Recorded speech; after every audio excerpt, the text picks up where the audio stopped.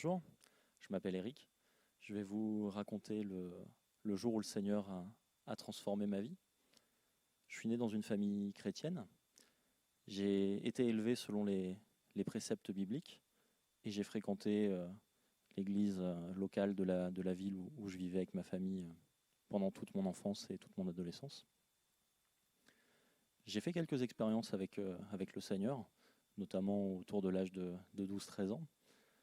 Et puis des expériences fortes qui m'ont fait prendre position, mais sans vraiment pleinement m'engager. Est arrivée l'adolescence.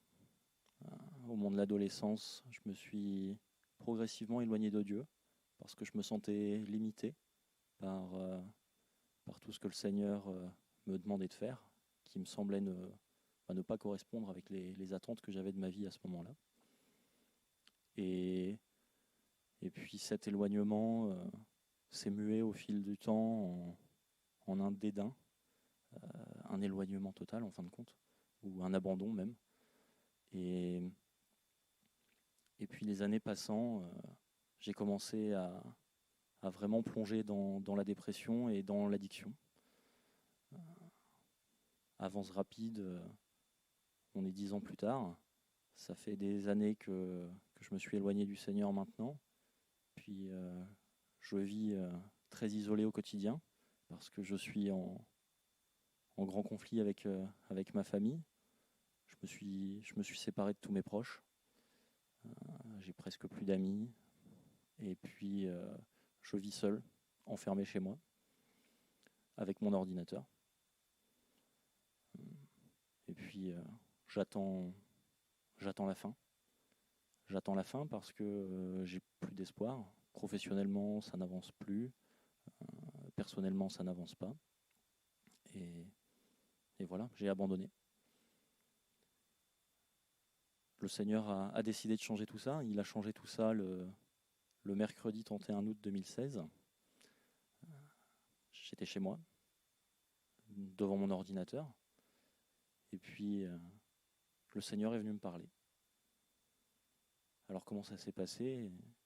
J'ai senti une grande présence envahir mon appartement brutalement. Et puis, soudainement. Et au milieu de cette présence, il y avait une voix qui disait tu penses que j'existe pas, ou que je suis mort, en tout cas que je t'ai abandonné, mais non, je suis là et je t'aime. Et ça m'a ramené à tout ce que j'avais appris quand j'étais enfant. Et ça a été la révélation. J'ai pris conscience de toutes mes erreurs, de tous mes échecs, de tous mes péchés surtout. Mes péchés qui blessaient Dieu, qui me blessaient moi et qui blessaient mes proches. Et je me suis remis devant le Seigneur cet après-midi-là. J'ai pleuré, beaucoup pleuré. Et j'ai demandé pardon à Dieu pour tout ce que je lui avais fait, pour tout ce que je m'étais fait, tout ce que j'avais fait aux autres. Et le Seigneur m'a relevé, il m'a donné de repartir. Le lendemain de cette journée, le 1er septembre, je me suis rendu à l'église, une réunion du jeudi soir, et le prédicateur a parlé de la réconciliation au sein de la famille.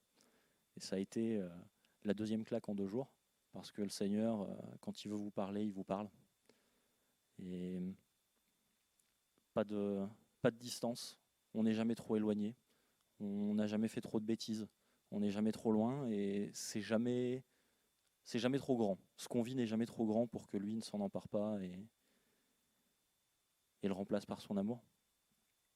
Alors, je veux vous encourager, pour vous tous qui êtes confinés en ce moment, à vous rapprocher du Seigneur, pour tous ceux qui le connaissent vraiment, à chercher à parler plus avec lui.